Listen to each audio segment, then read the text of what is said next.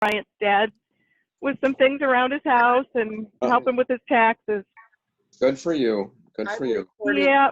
Drive safely. You, Michael.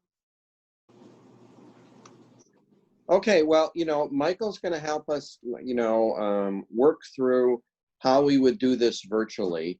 But it's basically the same system, except that we're going to have a call-in number, and I will then call back the participant, and I will email. I will use DocuSign to get them to sign the agreement to mediate. So that will be completed. So when you guys, and it'll always be two of you, when you guys get, up to snuff, to do the mediation, the agreement to mediate will already be signed. The one thing you're going to have to do, and Michael will help us walk through this because it's all new to us, is the agreement that eventually gets signed. And, that's still a technological, for somebody like me who's a technologically challenged individual, how to get that done. So, but we'll scan it in and you will have access to it, and, the state form, and then you can get it done and then they can sign it. And so Michael will walk us through that process. I don't know. There was just a release by the Supreme Court about how long this is going to last. And I don't know how in the small rooms that we have access to that we will have, the ability to social distance. And so since most of us are not spring chickens, I don't want really anybody to be putting their lives in, in jeopardy as far as this. And who knows? Now that they've opened up the state, I think it's going to take 2 weeks to figure out how we're doing, because I have a feeling that things are going to spike. And I think they already are. So I caution everybody to take care and keep safe, because I think we need to do that until we know what's going on. But in any cases, the small claims, the evictions aren't going to happen until July 1st in Marathon County.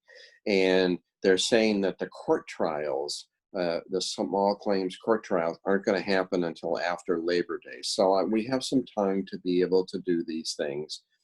Going to have Michael, walk us through, and then I will be in touch with you guys to do, you're the first guys to receive training, and I'm hoping that we can have more training and figure out how we're going to do this so that everybody feels capable of, being competent at this point. So that's where we're at.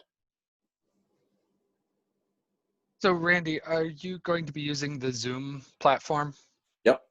Okay. Yep. And the DocuSign, I've already bought these, we bought the licenses, and Perfect. so the same ones that you did. So we will be doing that. Yep. And I haven't gotten them yet because we have a new executive director at Judicare who's just got in. And of course, what a time to be able to be named the executive director. It's just amazing. So, all right. So we're going to work through it and figure it out. But we've got some time to be able to get that done, because the evictions are not going to be heard. And the fortunate thing is, I've been talking to the landlords and corresponding with them, and they're telling me that the extra benefits that that unemployment is receiving and things like that, there are only a couple of them that are having real difficulties, and the rest are okay. People are paying their rent. And now they just announced another 25 million that they're going to be helping people out with for rent assistance and for mortgage assistance, which is really good news. Right. Yeah. It really help. Because people, that's a tough deal.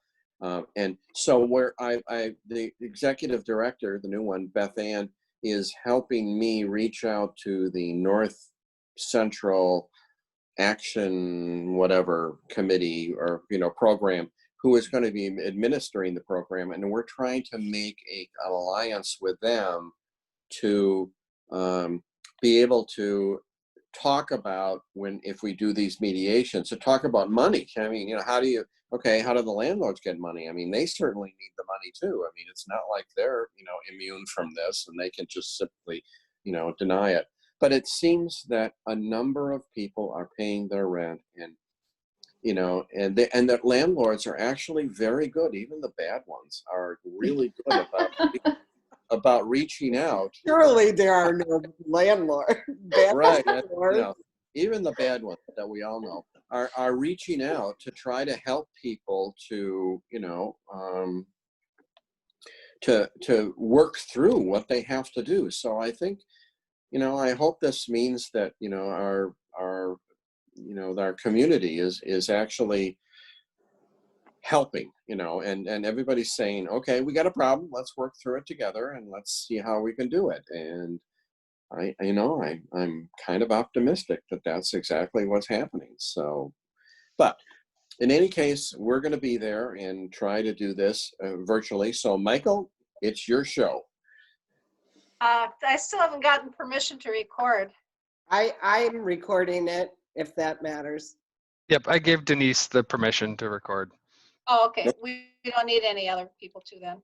Right. Okay.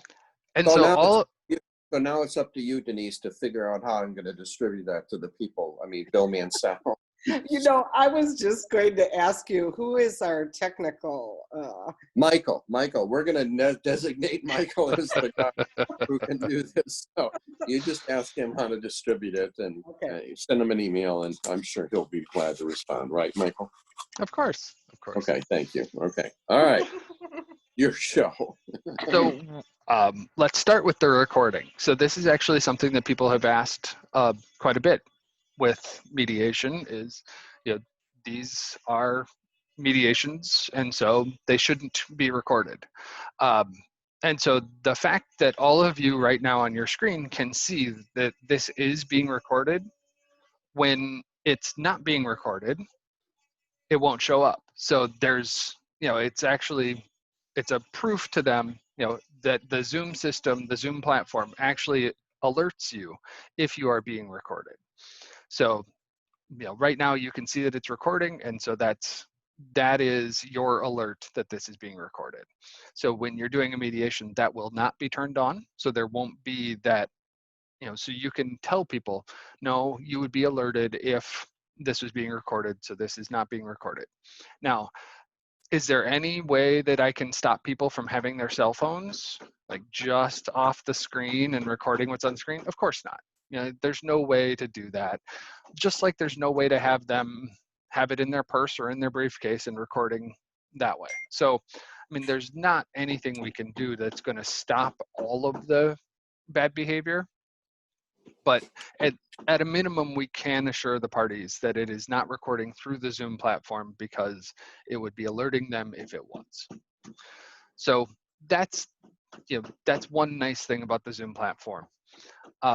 As all of you were joining, you actually got put into the waiting room, right? You saw that there was this, the host will let you in. And I intentionally let you sit in there for a few seconds just so that you could see it. And the concept there is, I don't want the parties in the room before me. So when I'm setting up the mediation, I set it up that there is a waiting room, because I don't want anybody logging into the mediation before I'm in there to control things. So probably what Randy's going to do, because it's what I do, is, because I have one license, I paid for one license. I didn't pay for every one of my mediators to have a license. I log into every single one of our mediations. And so when you are the person with the license, you're the host. What I can do as the host is I can grant people permission to record or not. I can also make co-hosts. And so you'll actually be notified here. I'm going to actually make each of you a co-host. And so you'll be notified that you have been made a co-host as I'm going through, and this takes a little bit because I have to do it for each person individually. And so you get a couple of more authorities when you are co-host. Like one of the things that you didn't have the authority to do was put somebody in the waiting room. But as the co-host, you can put somebody in the waiting room. Now you can't put another co-host or the host in the waiting room, but you know, Sarah, you do have that ability to, you know, do other things like putting people in the waiting room as the co-host.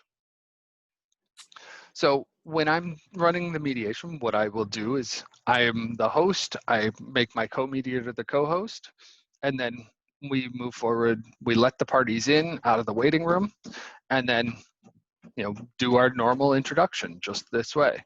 You know, welcome to mediation. We're doing the mediation virtually, you know, and just kind of do my mediator opening the normal way. So, you know, a couple of things to be aware of from a mediation perspective. You know, yeah, you know, it's not as good. It's better than doing it over the phone, but you know, because you do have the eye contact. But I spoke to a body language expert, and she was explaining that what, you know, when we see a human being coming over the hill, you know, off in the distance, we don't actually look at their face first.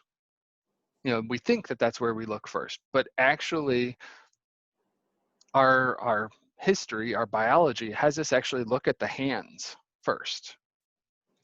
What are they carrying? Are they carrying a weapon, or are they carrying food? You know, are they friend or are they foe?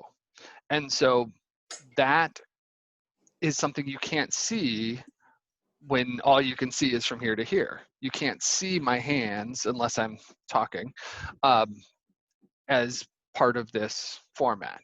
And so it's not perfect. So this is, you know, I'm not going to suggest, and my center is not going to replace in-person mediations with this moving forward. We're going to go back to in-person mediations as soon as humanly possible. But this is better than just doing it by phone. So one thing that I have required of my mediators is that if they want to do it, I have not said that they have to do these virtual mediations, but if they want to, I am requiring that they show up by video. So they have to have video capability in order to do this as the mediator. And I'm not sure if you can hear the construction work that's going on in the room next to me. If you can, I'm sorry, but hopefully this headset is drowning it out. But I'm probably going to have a splitting headache tonight because there's jackhammers literally on the other side of that wall. So I I do want the parties to be able to see us as the mediators, right? There's a trust factor with being able to see people, and that I do, you know, put as a recommendation, a requirement, in fact, of my mediators when they want to do these mediations. Do So, you use the gallery mode when you do that? yes. Okay. So up in the top, Gallery. and it depending on if you're an iPad or an iPhone or on a computer, there is a button that says speaker view or it says gallery view. Yeah. If you click that, what that does is that actually changes how you see people. So I actually prefer the Brady Bunch mode. Okay. And so, you know, I can see everybody at once. Yeah. The hard part about what they call the speaker view, and it's confusing because the button lists what you would be clicking into, not what you're actually in. So the button says speaker view when you're in gallery view, and the button says gallery view when you're in speaker view. But the speaker view, that one has one person large and then everybody else small. And it defaults to whoever's the one who's speaking. So right now I'm the one speaking, so probably I'm the one who's large on your screen. No, you're the same. You know, you're just the same as everybody else. So I don't know. On gallery view or on speaker view? Gallery view. Right. But on speaker view, it flips between who's speaking. Oh, okay. Okay. All right. Let me try that. Oh, yeah. Okay. So because I'm the one speaking, I'm the one who shows up. But Okay. But now if I talk, Randy, you'll be able to see me then. Right. No, I see you. Yeah. I got. So, you know, I've played with it a little bit. Nobody knows which view you're in when you are, it doesn't alert everybody else what view you're in. I have played with it a little bit, like when a party is doing their opening, I will switch to speaker view because they're the ones speaking, and so I get more of a face-to-face with them. But at the same time, one of the things that we do as mediators is we're watching for the reaction of the other party when they're talking. Like, what is the part that they freaked out about? Oh, they're really worried about that. So I tend to stay in the gallery view Brady Bunch mode because I can see everybody better that way. The other thing about the speaker view, and it just kind of happened, but the barking dog in the background will actually switch to a different person, right? When there's somebody else, if Tina's dog starts barking, Tina would show up, even though Tina's not the one talking. It's the sound coming through her system that is alerting Zoom to switch to the other. Is that like the toilet flushing for the Supreme Court? Yep. Yeah, Yep. right. So, Okay. there is, that's one of the things to be aware of, is that we can switch how we see the people who are in the room. Another thing you'll see, and again, it depends if you're on a computer or an iPad, there is an ability to control your mute as well as to control your video. So there is the mute button, which it's a self mute. It does not mute so you can't hear everybody else. So there is, other than me turning down my volume on my computer, there's nothing that I can do that will make it so that I can't hear you. So I can't, as the host, I can mute people, which is kind of fun. Something that, obviously I have wanted to do for years is to be able to, like I just did, mute Randy. No, but I, it's something that obviously as a mediator, I've always wanted to be able to mute people, but we can't do it. We can't use it. The only reason that I really use it is, if somebody's dog starts barking in the background, maybe I'll mute, or sometimes there will actually be feedback. And so you'll end up getting a feedback loop between people's microphone and their speakers. And so you'll start to hear the, rah, rah, rah, the typical feedback noises. And so you can mute that person in order to make that go away. But other than that, I don't really use the mute function, and definitely not because people are getting out of hand. That's just not going to go very well. You're going to lose them very quickly. So I have a question. Yeah. So are you having to be in controlling every mediation when you say? No. Let me answer that. The way we're going to do it and the way Michael does it is that I will start every mediation and I will be the host. I'm going to have the agreement to mediate and things like that. And then I'll bring all of you on, and then I'm going to drop off. You'll have the ability, and Michael will probably explain this, to contact me about, just like I was out in the, I'm out in the hallway, but I will start every one of them and then turn it over to you. I see. Yep. So I log in at the beginning of every one. I welcome in fact, what I do is I let the mediators in. The mediators, kind of chat for a little bit. I get things set up. Then I let the parties in. And I just explain, I'm the CEO of the Conflict Resolution Center. Randy and Tina are going to be your mediators. I'm going to now drop off and leave you in their very capable hands. I then click on Make Randy Host. I've already made Tina co-host, and then I leave. Right. And so I just get out of the way once I've done that introduction. So it sounds like you're going to do the exact same thing. Right. But yeah, that, all of my mediators have my cell phone number, or, have the ability to email me and ask, we can't figure out DocuSign or, whatever it is. Okay. The good thing is that Zoom, if you have that link that you all clicked to get in, if you got kicked out, click that same link and you come right back into the same meeting. So that's a good thing to know, is that the link isn't a one-time use thing. It's, every time you click on that, you will come back to this same meeting. So if you get kicked out, your internet fails, whatever it is, you can come back into the meeting. So that's one thing I do tell the parties in my opening statement, is if for any reason you do fall off, just click that same link and you'll come right back in. So the mute allows you to pick what speakers, it allows you to pick what microphone if your computer has multiple speakers, or like I'm using with a headset and earphones.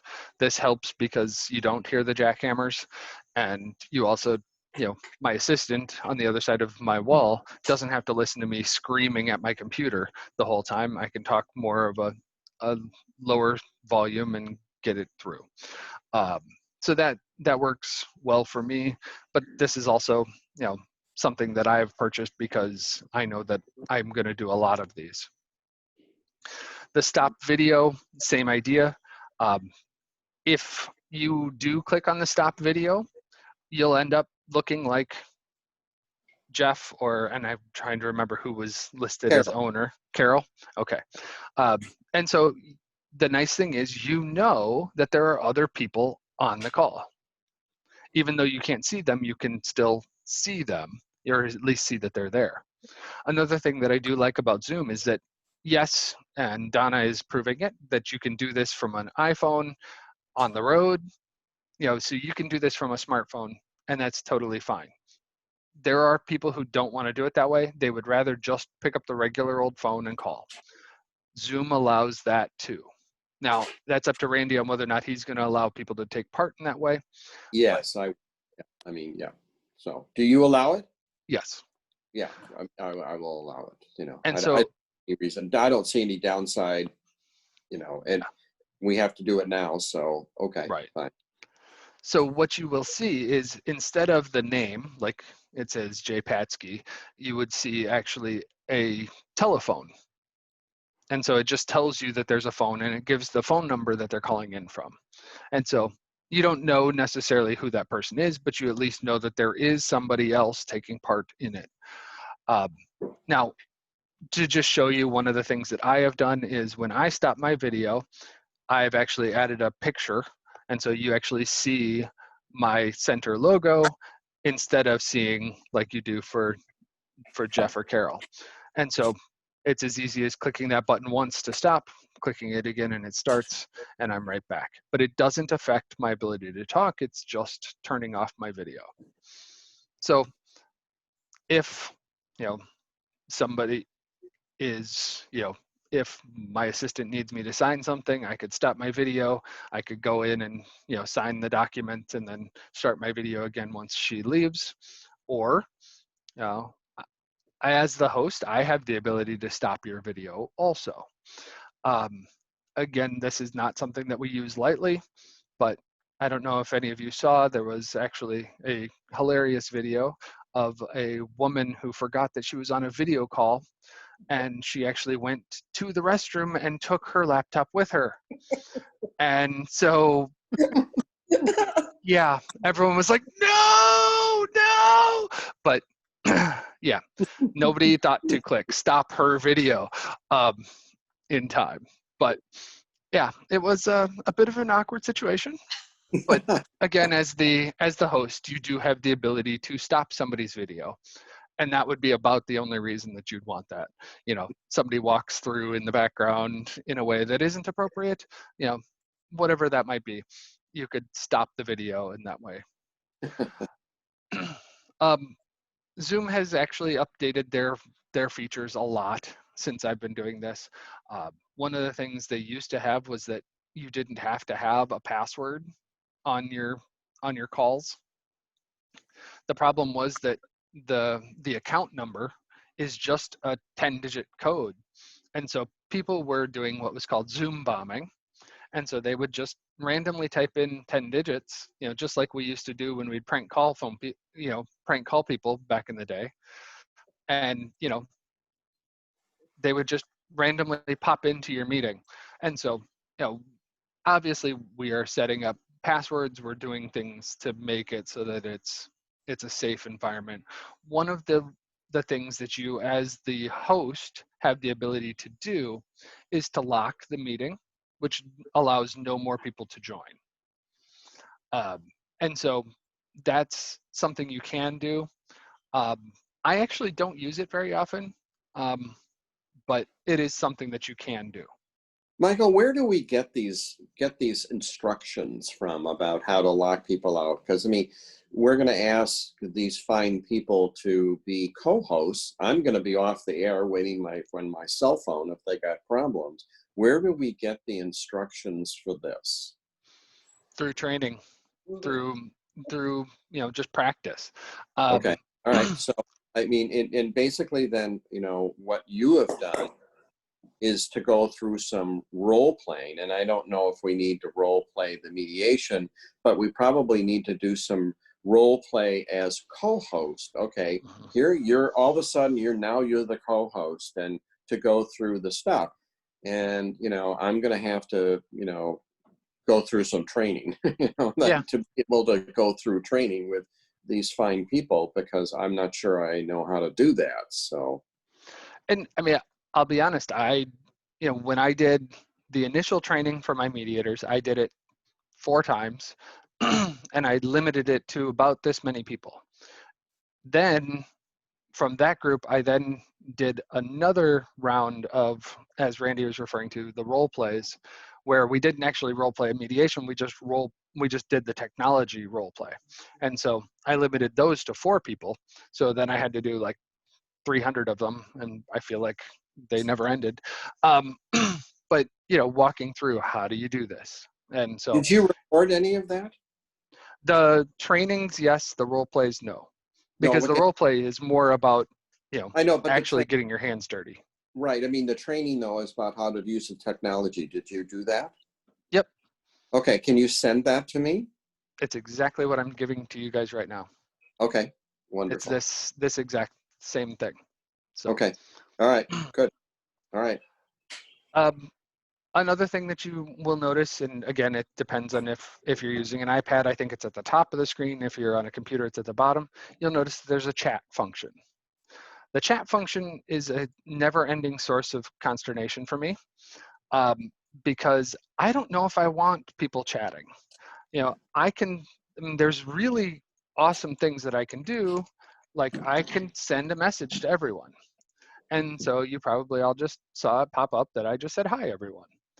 Now, I can also send private messages to individual people. And then, now I just sent Tina a message that says, Randy smells funny. And thank you. And he does. I mean, I'm sure, But, that's not really something I really want the parties to be doing, to be able to talk to each other behind my back, right? So I don't like the chat function. At the same time, especially if there are attorneys and clients, having them have the ability to talk to each other on the side, that's actually really powerful. At this point, Zoom does not allow us to limit who people can chat with. It is essentially an on-off switch. It is either chat is on or chat is off, and that's it. I believe they've added a new function where I can go into the inner workings of Zoom and I can turn off the private chat. And so the only thing that people can send is the public message. But again, that kind of limits that ability for attorneys and clients to talk to each other. One nice thing about the chat is that it's also a file sharing. So it's not just a written word. I can actually send files that way. And so if I needed to send a copy of the lease to everybody, I could do it that way. So that's something that can be another one of those good aspects of the chat function. How does that work, that you can send a document through chat? So what I can do is once I'm into the chat bar, I can, next to it, next where it says I want to send it to everyone, there's a button that says File. And then I can click on that and I can look through and find what file it is that I want to send. And then I can send to everyone. You'd have to have it scanned, right? Yeah, it has to be open.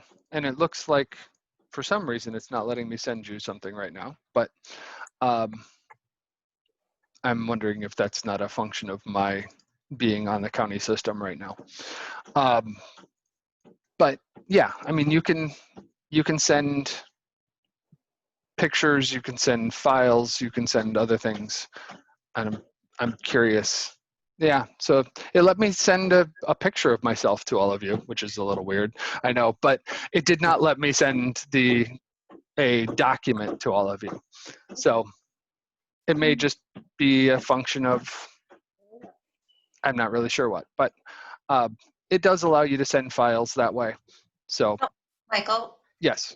when I clicked on the one options, I don't know, it says on here that participant can chat with host only.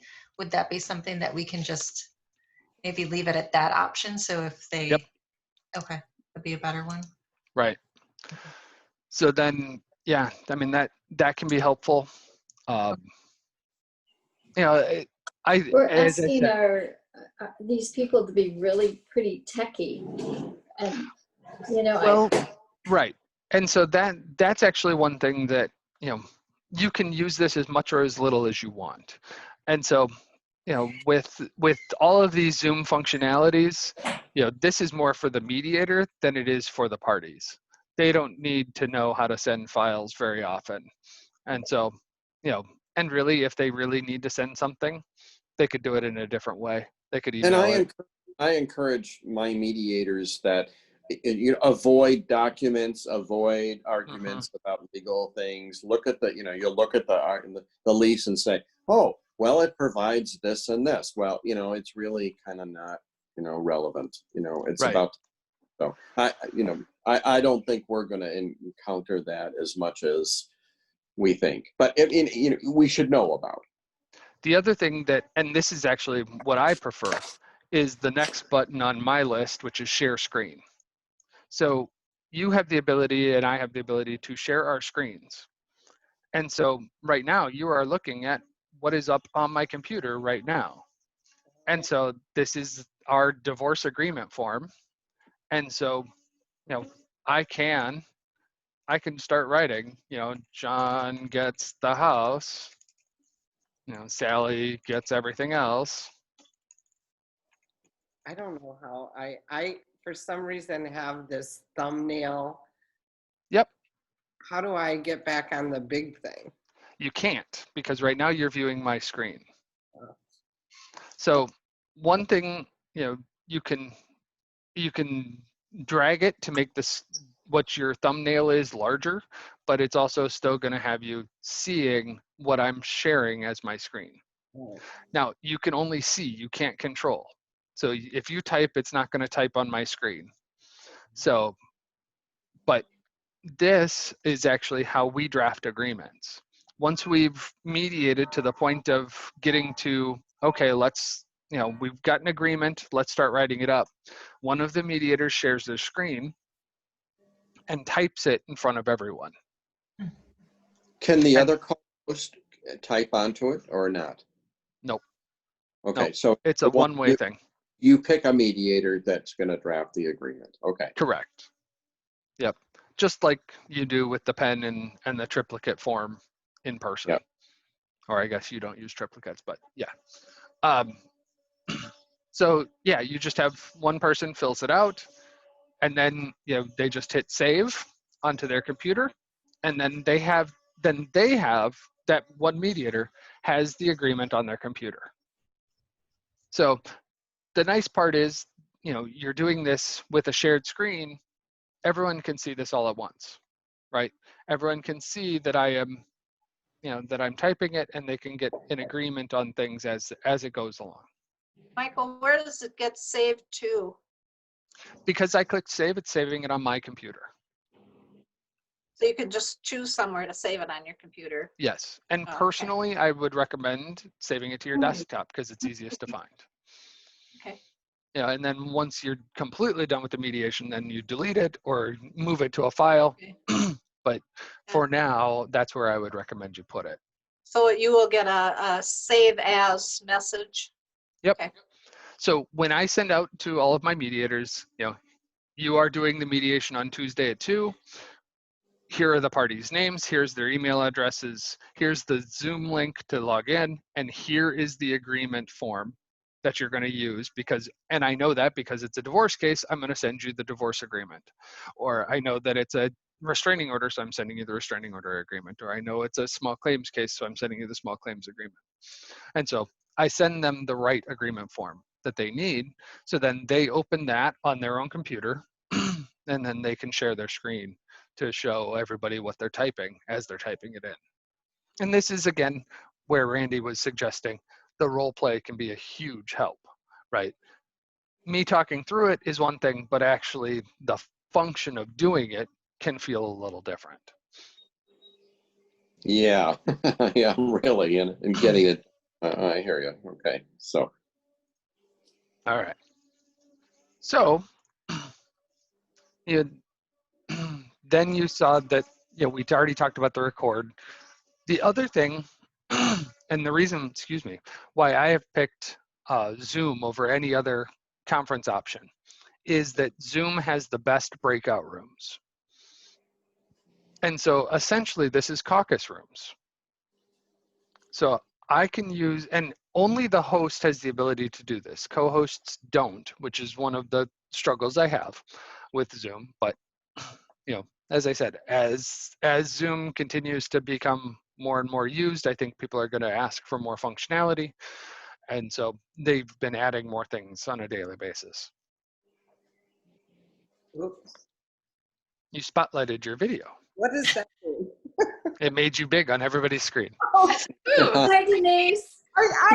how do I do that? I mean, I'm trying to figure out how. Oh, gosh. Yeah. Okay. Yeah. I mean, So we're all if- getting used to it now. It's just gonna happen. Yep. It's your show. Okay. So what do you do when you drop off as the host? Do you make? I mean, and now you have a co-host. What do you do? So I would make, for instance, I make Tina the co-host. I actually can, as the host, I can make you the host. Okay. And that's what I do. I make you the host somebody- and then I leave. Okay, I can make somebody the host, so they have the ability to go into the waiting room. Okay, that's not Right. a big deal. Okay. So the breakout rooms are nice because what that allows you to do is actually put different people into different rooms. And I can manually select who goes into what rooms. And I then can, and I'm going to do that now. I'm going to put 4 of you in each room. I'm going to have 2 different rooms. And then you're going to get a little pop-up that says, you've been invited to a breakout room. So I'm going to do that. Okay.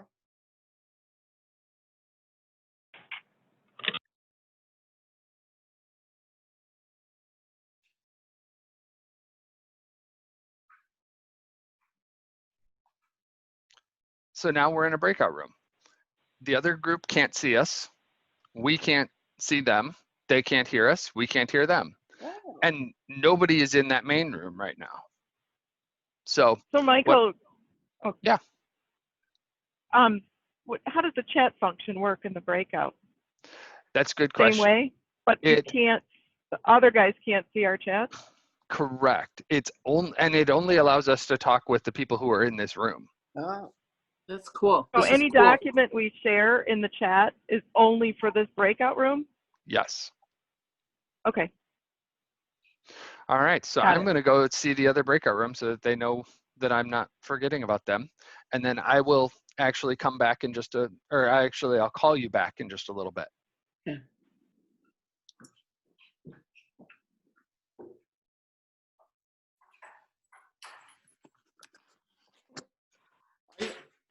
I started to think I might, since I'm recording this, I might have to plug my computer in. Can you hear me? Can we can talk? Am I still like, Yeah, I can hear you. oh, good.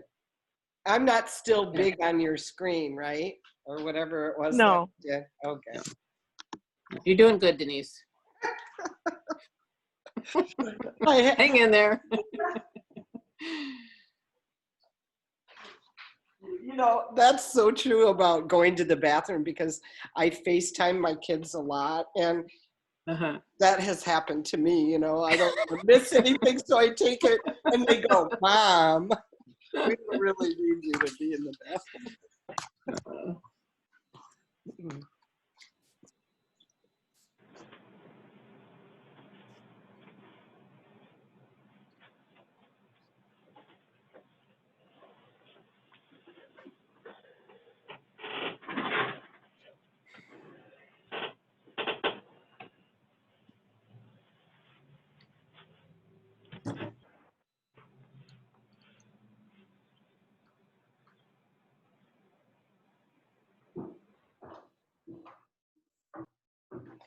Pretty neat, Yeah, pretty neat. I mean, technology is right? Oh my goodness. So, I mean, you can see that that will work for a caucus room if we need it.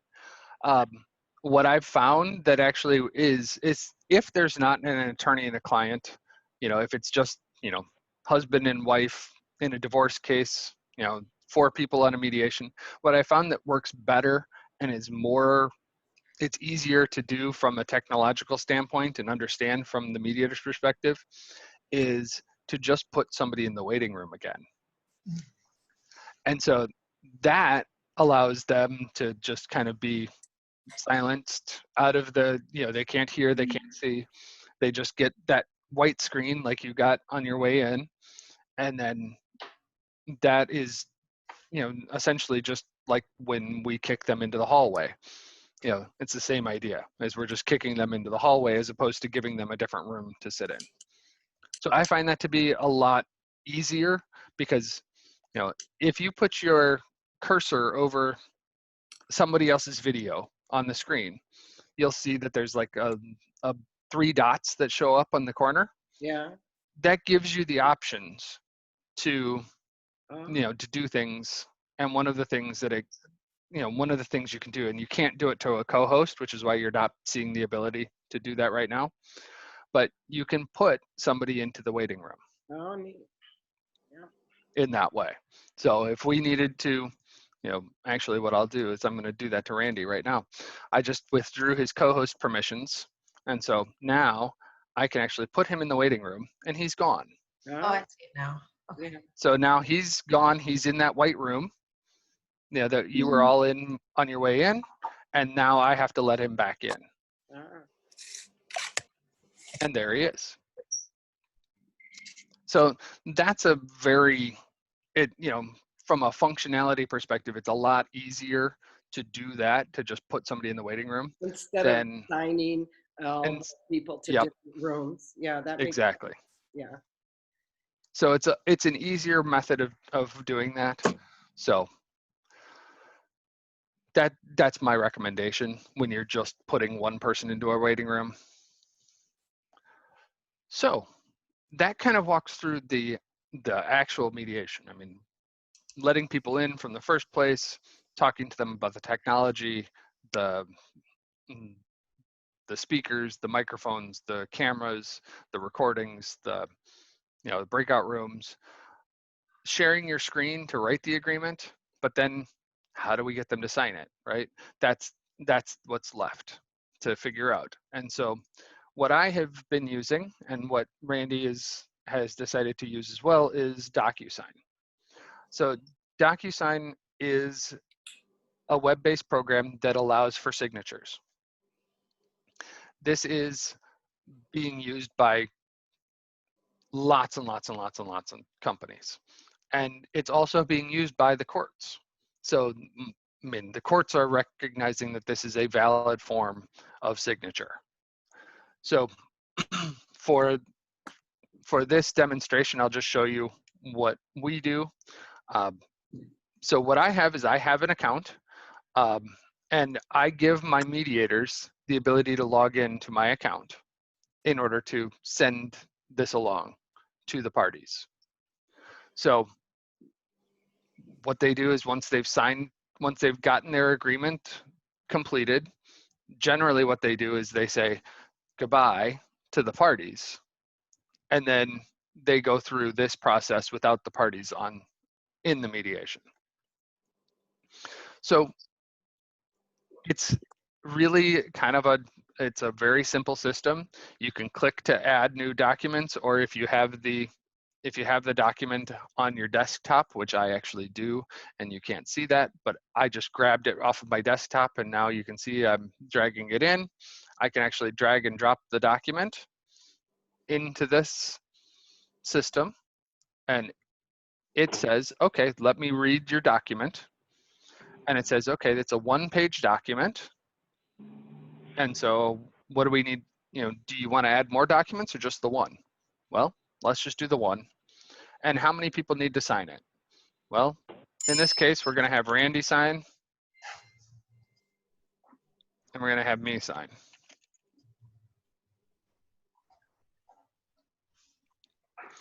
And so we just put in the parties' names, and then it pulls it up. Now, I didn't actually click save when I said John gets the house and so Sally gets everything else, which is why you don't see that here. But you would if that's, because it's just reading the document that you submitted. So what you actually can see is up here in the upper left-hand corner, you can see the two names of the people who need to sign. So Randy is blue and I am yellow. So you'll notice that on the left here, it's all blue. And so this is actually Randy's signature. You just click on it and you drag it over to where do you want Randy to sign? And we want the date. And then I can switch it over to Michael, and you'll notice all those things on the left switch to yellow. No. And so, same idea. I put signature and the date. So And when have you, will these documents be, I don't know how they got to your computer. When do you do that? Right before you mediate? I will send you those, and then that's what Michael has said, and that he's doing is that before the mediation, if it's an eviction, I'll send you the eviction. Oh, okay. And if it's a financial resolution, then I'll send you those forms, just like I give you. Like you would give it to us. Okay, yeah. Yep. In the folder or whatever. Right, exactly. Okay. And so for us, because our form is different than the state form, our form actually has a place where the mediators actually sign also. So we actually include the mediators on this as well. Well, and the mediators, the court wants to know who the mediators are, so we have to put the names of the mediators on the state forms. So there you go.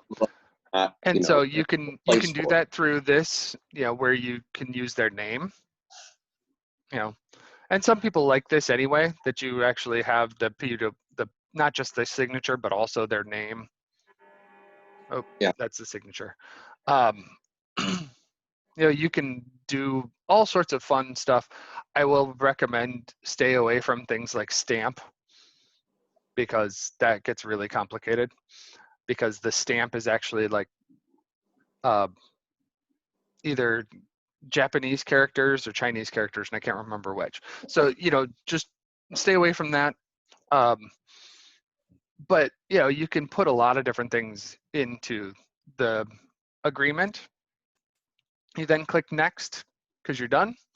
And then it just says, okay, what do you want it to say? And sign this, whatever, however nice you want to put that, that you want them to review and sign.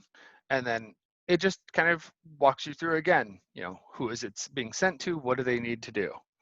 And so, I need to sign, Randy needs to sign, the document is this, I can even, and what I do when I'm sending out like the agreement to mediate this way, because I send out the agreement to mediate this way, I add private messages to the mediators.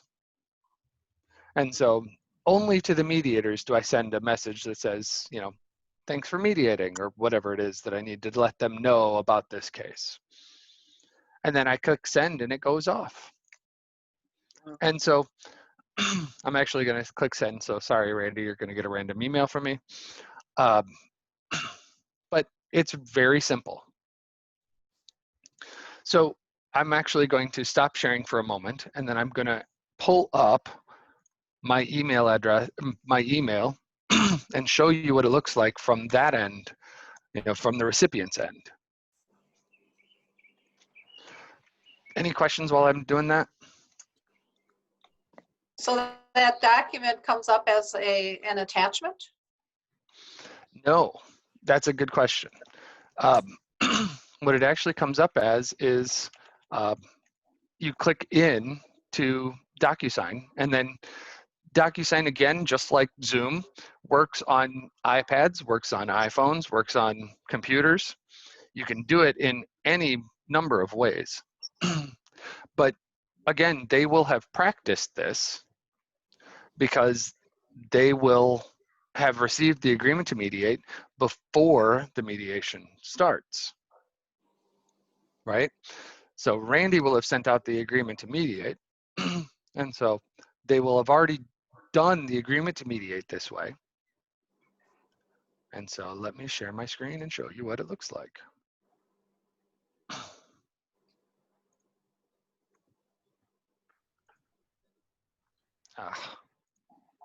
All right. So this is the email that I just received. This is my personal email address, not my work one. And so it says, you know, please sign the divorce agreement. And so I click on this review the document, and it will take me back into DocuSign. Oops. There we go. Takes me into DocuSign. Now I logged out as myself, so this is now me coming through as a normal, you know, anybody. I have to click in that, yes, I agree that I can use electronic records and electronic signatures, right? I have to agree that this is going to be my signature. Continue. And then, oh, look, there it is. My place I have to sign. So I click on it and it says, how do I want to sign? I can type my name and it writes it for me. Or you even have the ability to draw using your finger on your iPad or on your iPhone, or with your mouse, you can draw your signature. Great signature. Thank you. And so then you click on the adopt and sign, and now, you know, it puts that signature in. Wow. And then I click finish, and the system saves it and sends me an email that says that somebody has viewed and signed the agreement. And so once it's totally finished, I get another email that says everybody has signed it, and then I can just click print and I hand that to the courts. So it's a very slick system. So on the user end, you know, on the party's end, it's very easy to do this, right? You click on the email, it says, are you willing to use electronic signatures? Yes. Okay, here's where you need to sign, and then you're done. And they don't need the app or any of that. It just. Nope. Do we need that? Do we need anything either? No. You're going to have to get my login and Okay. and password, which is no big deal, Okay. so that you can use it. Yeah, I mean. So after one person signs it, then you send that same document to the other person to sign. Nope. So Randy actually got an email at the same time I did. I did. Yeah. So Yep. I am, you know, I'm signing this copy right now for me. Randy's signing his copy right now for him. Once both of us have signed, it automatically goes to everybody. So we don't have to send it twice. We only send it once, and it goes to everybody. And then our job is to be able to put it in, deliver it to the courts. Right. And we'll Pretty have slick. to, So they'll have several copies. Each one has just one signature on it? Nope. It automatically puts it all together. Oh, it does. Okay. yeah, it's pretty slick. I mean, from a technological standpoint, what they do, they get an email, the way it's going to work is we'll have a telephone number at Judicare where they say, I'm interested in mediation and I need mediation. And then I'll get that and I'll arrange that. I'll put that with the agreement to mediate, and then assign mediators at a time. And basically they'll get an email that invites them to a Zoom meeting, and all they have to do is click on it. And if they can't click on it, if they don't have a computer, they can do it by phone, even then. But okay, so then they get on and we do our thing, and then, the hardest thing I think is going to be the DocuSign, is that, to how do you do the document themselves? And I think that's just a matter of time to be able to. Not sure what that was, but. I think it was probably my phone. Okay, getting well, messages.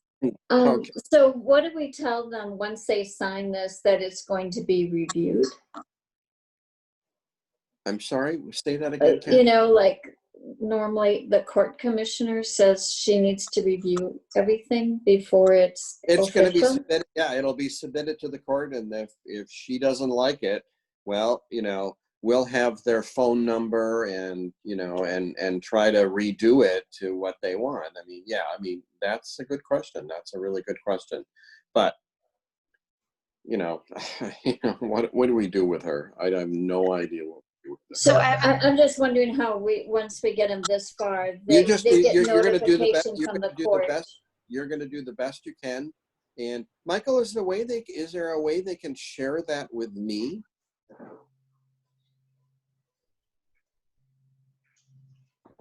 Yes. I mean, Okay, short well, answer, yes.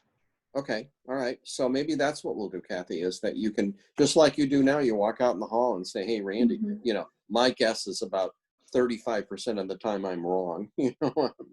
But, who knows? But, I think if we can, we'll try to get a protocol that shares it, if you can share it with me, because I'm going to be around when you guys do this.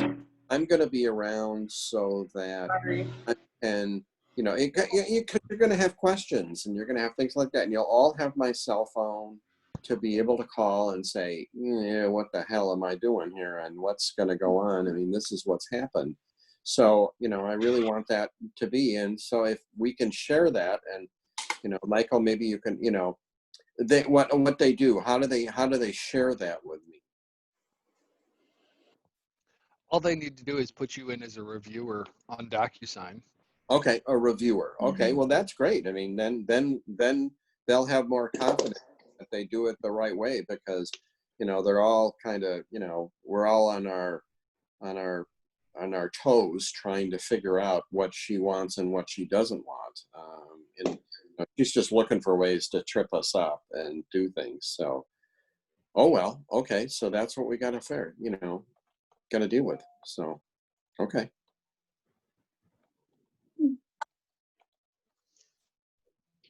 So, what questions do you have?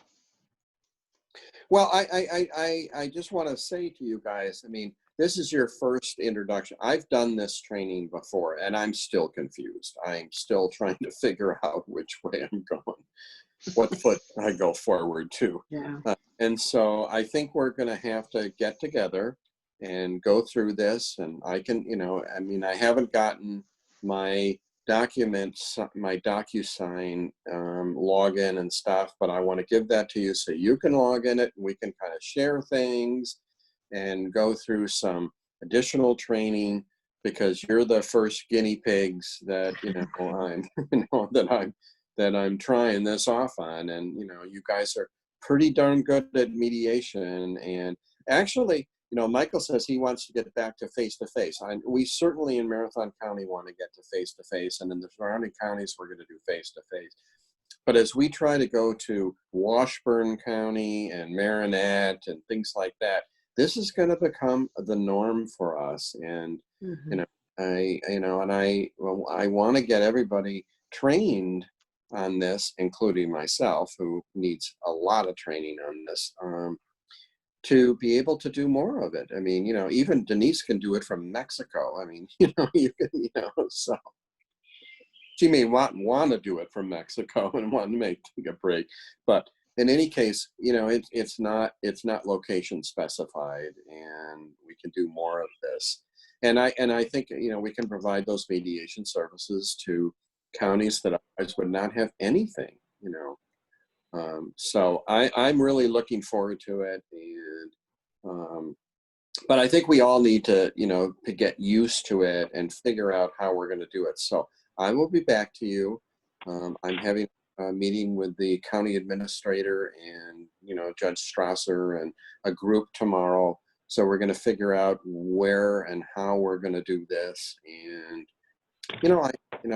it's the wave of the future. I hate to say it, but it's really a difficult thing. I mean, right now, and I don't want to risk us in being in these, we can probably use the county boardroom and, where we can socially distance in the future, but they're not allowing any jury trials until after July 1. So it isn't going to be soon, put it that way.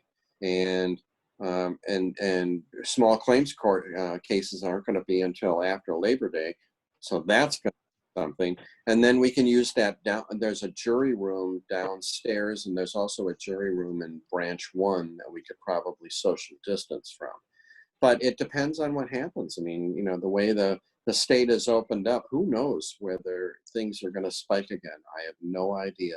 But I ain't going out. I can tell you that. I mean, I'm not anxious to go out. So, and I don't want you guys to do it either. So I will be back. I have a real dumb question. Why does it say owner on my picture up there? Maybe Michael can answer that. I don't know. Why does it say owner? Because that's how you have it set up. That's what you have told it that your name is. And it may have just been a default. You can, if you click on your own video, on your own, and the little 3 dots, one of the things it's going to ask you is if you want to rename. Okay, I get it. Yeah. So a lot of my mediators will do that and, take off their last name because they just want to be known as Carol. All right. And not their full name when they're mediating. That's a good idea. I mean, and we all go by our, hi, I'm Denise. Hi, I'm Randy. There we go. Yeah. All right. Hi, Kevin. All right. All right. Well, thank you, Michael. I really appreciate it. Anybody else have any questions? Are there any quick cheat sheets, or is it just what we make with our notes? Yeah, no, I mean, that's what I was trying to get Michael to tell me. Is there any cheat sheets that we could use? Because I need a cheat sheet too. There are YouTube videos that, well, I guess, you mean specific for mediation. Yeah. And we'll just just how to use Zoom and how to use that. Yeah, I'll just make some quick cheat sheets like we did even with regular mediation, that on little cards of quick reminders. Otherwise, Randy, really just looking forward to the technical role playing to get, right. Okay. I'll send you everything when I get it, and we'll set up another meeting and do this. And some of us will be mediators, and some of us, and we'll try to get everybody circled in, because I want to get you guys trained. There's Jeff, who's in as well, and we haven't heard from him, but Bill Mansell is interested, and so is Paige. So we're going to have basically, somewhere near 10 people who are going to be able to do this. Not immediately, but we're gonna gear up and see what we can do, because people are going to need us. I mean, they're going to need us to be able to help. I mean, we're really trying to get, and I'm waiting to hear from my executive director, who has a relationship with the money and see if we can, connect us with the money so that we can help people who they can actually get some funds to do this. I mean, so they can avoid the evictions. So, I think we're going to be more important than ever, but we're going to do our best, put it that way. And that's what we all have to do. And so I'm really glad to see your faces, guys. It really brings my heart to, to see you guys in person. And thank you for doing this. And I will be back to you. Hey, Randy. Yeah. Hi, Jeff. Oh, yeah, I just didn't know. I found out today my Judicare screen doesn't have a camera, but I've been listening to the whole session, so I've been here the whole time. Great. Well, I'm going to try to get Denise, who is now responsible for the recording, to figure out with Michael how to get that to me. And I will forward that to all of us so we at least have that as a reference to be able to figure, what we're going to do. And then we'll move forward from there. And I'll see if I can find any cheat sheets or things in YouTube and, basically try to bring us up to snuff as far as how we're going to do it. So. I will tell you there is a mediate.com video on performing virtual mediations over Zoom. Okay. So and it's very good. So mediate.com would be the place to start. All right, great. Thank you. That's good. Yeah, that's good. Thanks, guys. You guys are the best. You really are. Good So, to Thank see you. you all. Hi, Randy. Yeah. Thank you. yeah, Michael, do you stay want safe. me to stop this now? Sure.